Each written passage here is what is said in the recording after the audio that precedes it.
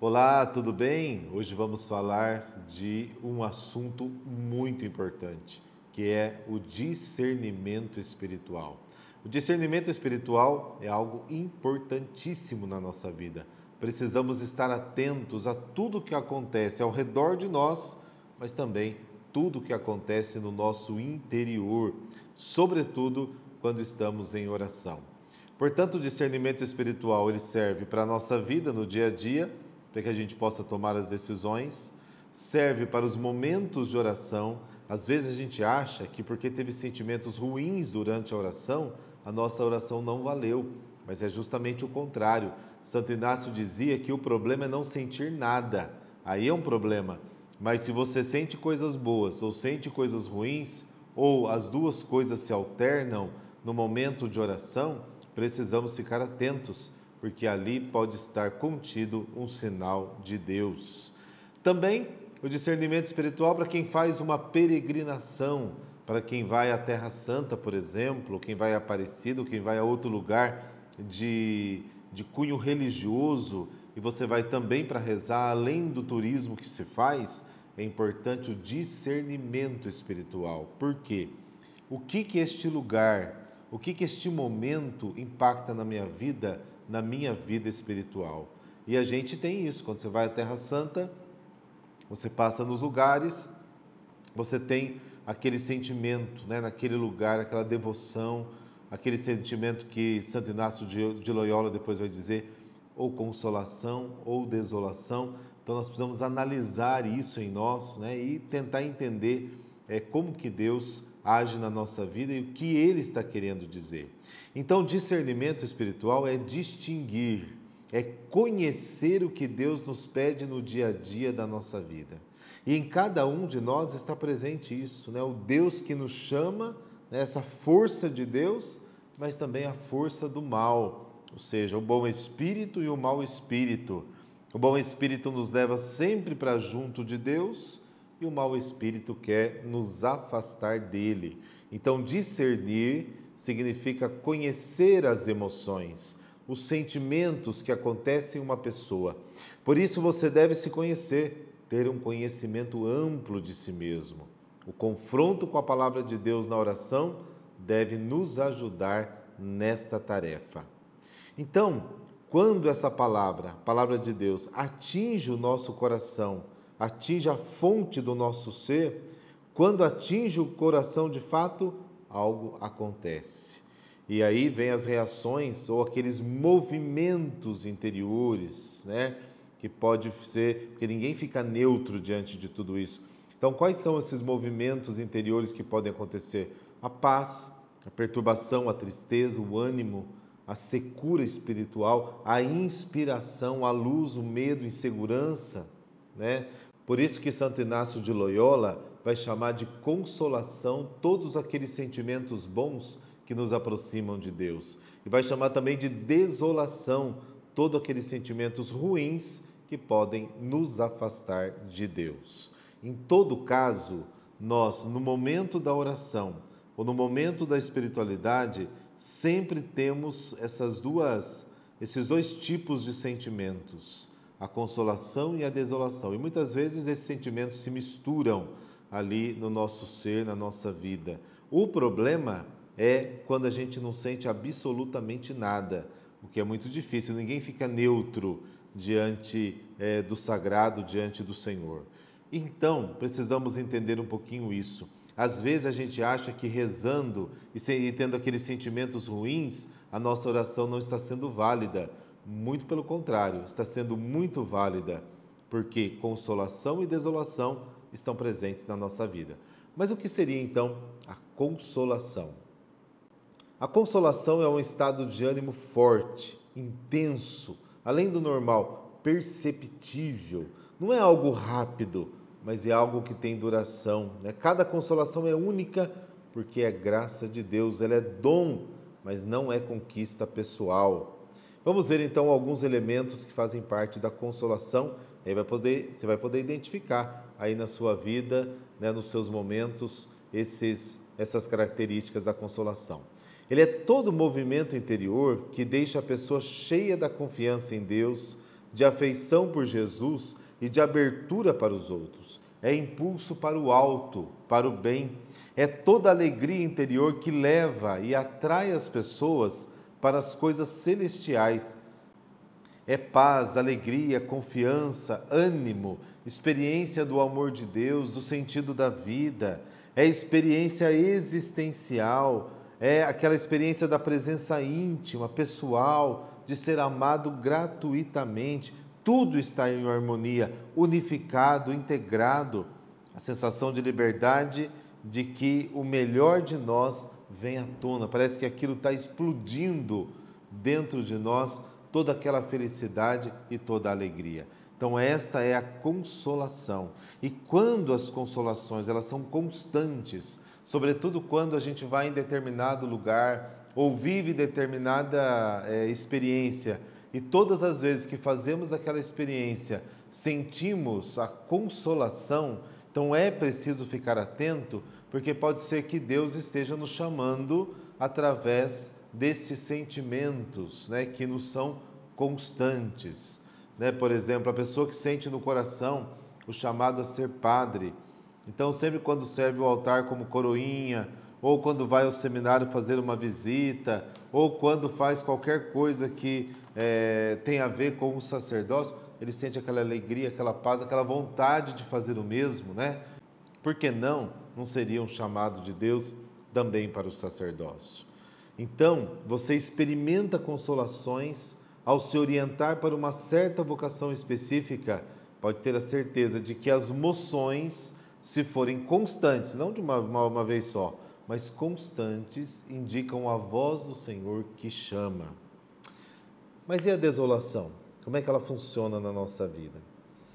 Então, a desolação são reações interiores diante da palavra de Deus, né?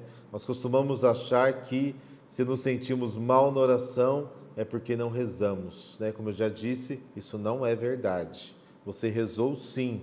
Isso só indica que está havendo moções interiores.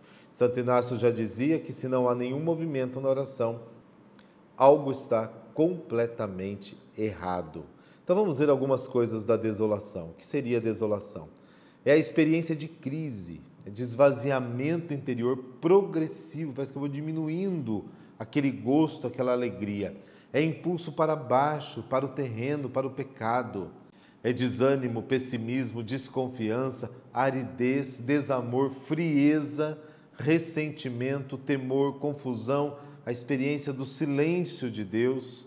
É toda frieza diante de Jesus, é sentir que a mudança é impossível por perda de confiança em si mesmo. É perda de interesse pelos outros, para o serviço, é experiência existencial. Tudo parece estar em desarmonia, desunificado e desintegrado. Olha só como a gente tem esses sentimentos, sobretudo quando rezamos ou quando vamos trabalhar um pouquinho a nossa espiritualidade. Quando certas desolações são constantes ao longo de uma caminhada, podem indicar resistências e conflitos diante de um possível convite ao chamado de Deus. E a regra é bem clara. Olha só a regra. Primeira regra: numa pessoa que está numa vida de pecado contra Deus, como que acontece o discernimento? O bom espírito, então uma pessoa que está numa vida de pecado contra Deus, o bom espírito tentará tirá-la daí, a questionando, fazendo-a se sentir-se vazia e com remorso. Vêm os sentimentos ruins, mas esses sentimentos ruins não deixam de ser um chamado de Deus, porque a pessoa começa a perceber o pecado em que ela está e ela começa a entender então que aquilo está errado, e o sentimento de remorso, o sentimento de tristeza por aquela vida que ela escolheu viver é um chamado de Deus para que ela vá para o bom caminho, para que ela saia daquele caminho ruim e venha então para Deus. E como age o mau espírito quando a pessoa está no pecado? O mau espírito procurará animá-la para que se afunde ainda mais no pecado. Aquele sentimento que a gente vai, você sabe que é errado fazer aquilo, mas aí tem aquele pensamento que vem e diz o seguinte: vai em frente, faça isso, ninguém está vendo. Então veja como que esses espíritos acontecem quando a gente está no caminho do pecado.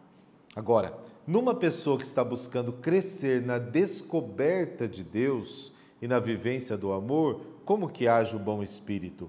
O bom espírito vai fortalecê-la, dando-lhe paz, alegrias verdadeiras, removendo todos os impedimentos para que a pessoa continue nos caminhos de Deus. Então, às vezes você está no caminho de Deus, tem as dificuldades, mas tem algo dentro de você que te impulsiona.